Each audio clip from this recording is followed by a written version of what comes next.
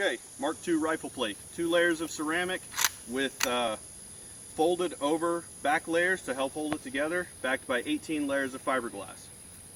Mosin Nagant.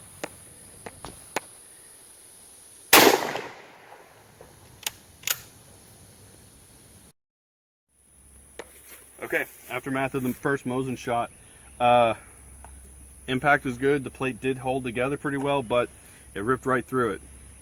So I guess the 3 layers of ceramic are necessary for something of that magnitude. We're going to hit it with the 5.56 in a minute just to see what happens. Okay, second test of the first rifle plate. The Mosin Nagant was able to penetrate it, so I'm going to try some 55 grain full metal jacket out of my AR, 5.56. So we'll see what happens. Okay, 5.56 test versus the Mark II rifle plate.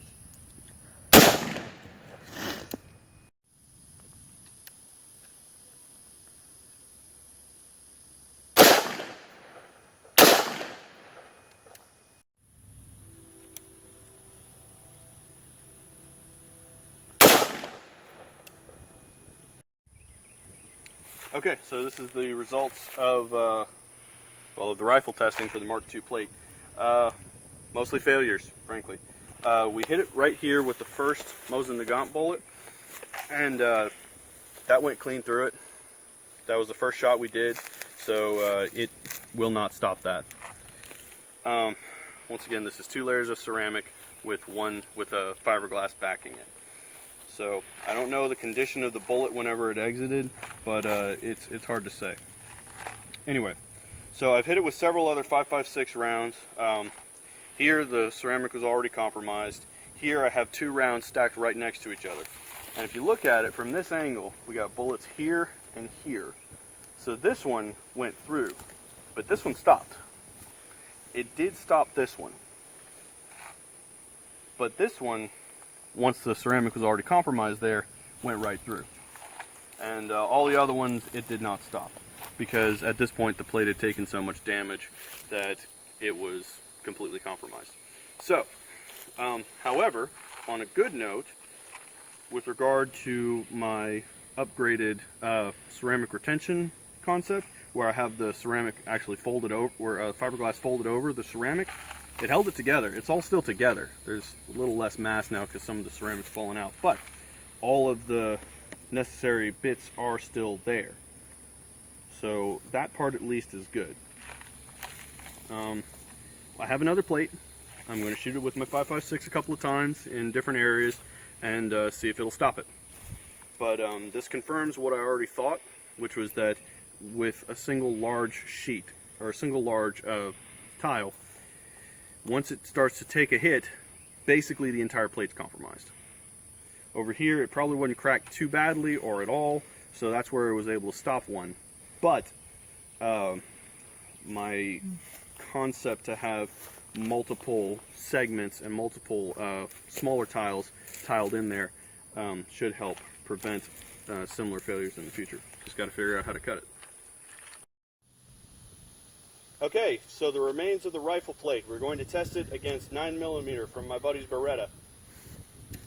We're going to go with 1 shot and then check the target.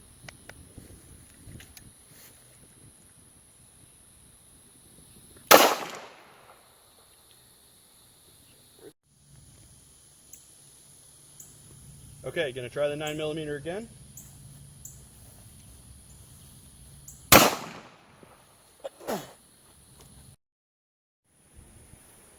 Okay, the armor. We tested with some more 9mm. Got a hit here, here, here, here. Several hits.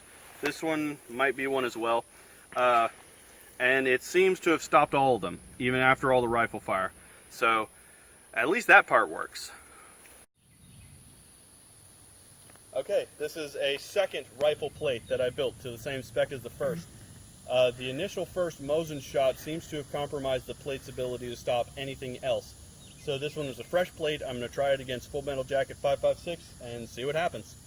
I'm going to fire 1 shot and then check the target.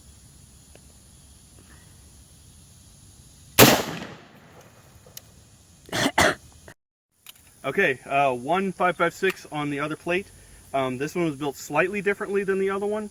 The first one, after I wrapped it up, I put another additional sheet of fiberglass on the top to kind of help glue it all together and hold it together. That one didn't have this, so it actually broke right on the fold line, and some of the some of the tile did shatter, but pristine, stopped it. Okay, second shot with the 5.56 on the already compromised plate. See what happens. I'm going to try to hit it on the upper portion.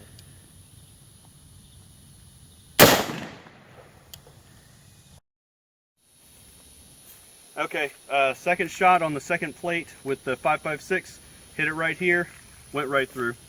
The ceramic was definitely compromised, like I expected. So it looks like each piece of tile is basically only good for one shot. So I guess I'll have to use a bunch of little ones, see what happens. Okay, hey guys, so I didn't mention this earlier whenever I was actually shooting. Well, shooting the shooting. Anyway, so the second rifle plate that I tested in the first video, in the video, it was actually from the previous Mosin Nagant test video with the first version of the rifle plate that had 3 layers of ceramic. I recycled the fiberglass from that because it was practically untouched, and the way I did that was I put another sheet of fiberglass on top, put the 2 layers on the back side to fold over, and then place my ceramic tile down. So the second test, the second plate that was tested today was actually a repaired ceramic rifle plate that I just added more ceramic to, and it worked, at least for the first shot. But like I said, I'm gonna probably, once I figure out a decent, efficient way to cut tile, or I might just buy some smaller, like decorative tile segments, I'm not sure yet. I'm going to integrate that into a more like a honeycomb plate. Like if you're familiar with the design of dragon skin body armor, it has a bunch of small circular ceramic plates that are overlaid, and so the armor takes a hit in one of those, it breaks that one, and it's all suspended in a Kevlar mesh. So armor takes a hit in one, compromises it, whatever, the rest of the vest is still okay. And that's a flexible armor, which I'm not too keen on. I prefer the hard armor personally, for energy dissipation reasons. But what you have, what I'd like to do is work a similar design in there to where we have multiple smaller plates. That way, hopefully, if the armor takes a hit, you know, in this spot, it'll compromise it here. It happens, whatever, but it won't compromise it over here in another part of the plate, so hopefully improve multi-shot survivability. Anyway, thanks for watching, guys.